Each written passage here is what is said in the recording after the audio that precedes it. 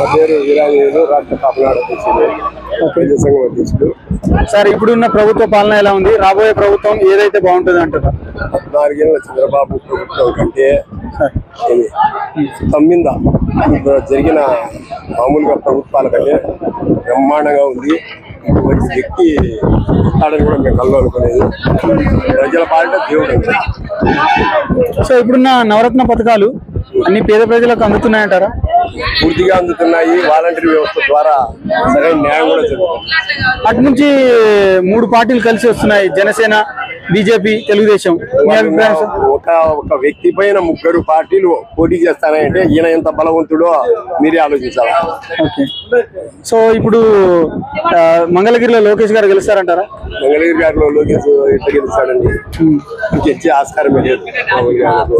ఎందుకంటే వాళ్ళు సరైనది మేము చేసినాము, మీరు మాకు ఓటు వేయండి అని చెప్పుకునే వాళ్ళకు పరిస్థితులు లేవు వాళ్ళకు. ఇంకా పవన్ కళ్యాణ్ గురించి సార్? పవన్ కళ్యాణ్ గురించి ఏంటండి, 6 నెలలకు ఒకసారి వస్తాడు. మామూలుగా సినిమా యాక్టర్ కదా ఆయన. అట్లా మా ప్రజలందరినీ యూత్నంతా ఊగిస్తాడు, మళ్ళీ వెళ్ళిపోతాడు, మళ్ళీ మామూలు మామూలు. సార్, ఇప్పుడు కాంగ్రెస్ పార్టీ నుంచి షర్మిలమ్మ గారు వస్తున్నారు. అవును. సో ఎలా ఉంటుంది అంటారు? పులివెందుల నుంచి పోటీ చేస్తాను అంటున్నారు. సో అన్నకు తగ్గ చెల్లి అంటారా? అన్న కూడా చెల్లి అనుకోకూడదు, వాళ్ళ కుటుంబ విషయాలు మనం మాట్లాడకూడదు. కానీ అంటే తను కాంగ్రెస్ తరఫున వస్తున్నారు కదా సార్, రాని పొలిటికల్ పరంగా మాట్లాడదాం. పొలిటికల్ పరంగా మాట్లాడాలంటే కూడా చూడాలి, ఇంకా చూడడం తెలియదు కదా. ఇప్పుడున్న ప్రభుత్వం గురించి కొన్ని వాక్యాలండి, మీరు ఏమంటుంది? ఇప్పుడున్న ప్రభుత్వము, పోయిన ప్రభుత్వం గురించి, రాబోయేది ఏ ప్రభుత్వం అయితే మంచిగా ఉంటుంది? మేమైతే జగన్ రెడ్డి ప్రభుత్వం బాగుంటుంది అని అనుకుంటున్నాం. ఎందుకమ్మా? కూడా అని కాదు, నమ్మకం. ఈసారి చేసిన పథకాల గురించి కానీ, పేదల పట్ల చేసిన ఆయన సంక్షేమం గురించి కానీ, ఆయన మహిళలకు ఇచ్చిన ఆసరా గురించి కానీ, మైనార్టీస్ ఇచ్చిన పర్సెంటేజ్ గురించి కానీ, ఇంకొకటి మహిళలకు 50% రిజర్వేషన్ కానీ, ఏదైనా సరే ముందు ఎన్ని ప్రభుత్వాలు వచ్చినా కూడా, ఈవెన్ తెలుగుదేశం తీసుకోండి, కాంగ్రెస్ ప్రభుత్వం తీసుకోండి, ఏదాన్ని కూడా అంత విలువ లేకుండా చేసిన ప్రభుత్వాలు. మాకు వచ్చే ఈ జగన్ సార్ సంక్షేమ పథకము, సంక్షేమ పాలనలో జరుగుతుందని మా ఆలోచన, అభిప్రాయము. ఖచ్చితంగా గెలుస్తామన్న నమ్మకం. ఎన్ని సీట్లు వస్తాయని అనుకుంటున్నాను?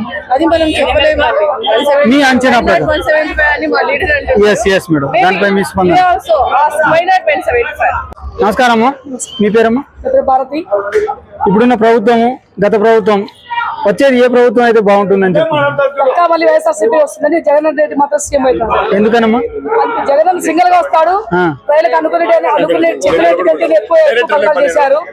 అనుకునే చేసే దమ్ము ఎవరైతే కేవలం జగన్మోహన్ రెడ్డికి మాత్రమే ఉంది. ఇప్పుడు అటు నుంచి 3 పార్టీలు కలిసి వస్తున్నాయి కదా మేడం, జనసేన, బీజేపీ, తెలుగుదేశం. అన్ని పార్టీలు కలిసి వచ్చినాక జగన్ రెడ్డి సింగిల్ గానే వస్తాడు, సింగిల్ గానే పోటీ చేస్తాడు. వాళ్ళ గుంపులుగా రారు, ప్రజలు ఓటేస్తారని చెప్పి నమ్మకం మా జగన్ రెడ్డికి ఉంది. ఈసారి కుప్పంలో చంద్రబాబు నాయుడు గెలుస్తారంటారా?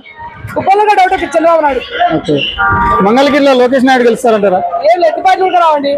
పవన్ కళ్యాణ్ గురించి మేము పవన్ కళ్యాణ్ అంటే సినిమాలు కానీ బాగా సరిపోతుంది. సినిమాలకు మాత్రమే పరిగెస్తారు, ఓట్ల కానీ పరిగాడు. ప్రజలకు సేవ చేస్తాను. వాళ్ళకి ఏమైనా సీట్లు వస్తాయంటారా? వాళ్ళకి ఏం సీట్లు రావండి. వచ్చేంత జగన్ వైఎస్ఆర్సీపీని జగన్ రెడ్డి మళ్ళీ సీఎం అవుతాడు.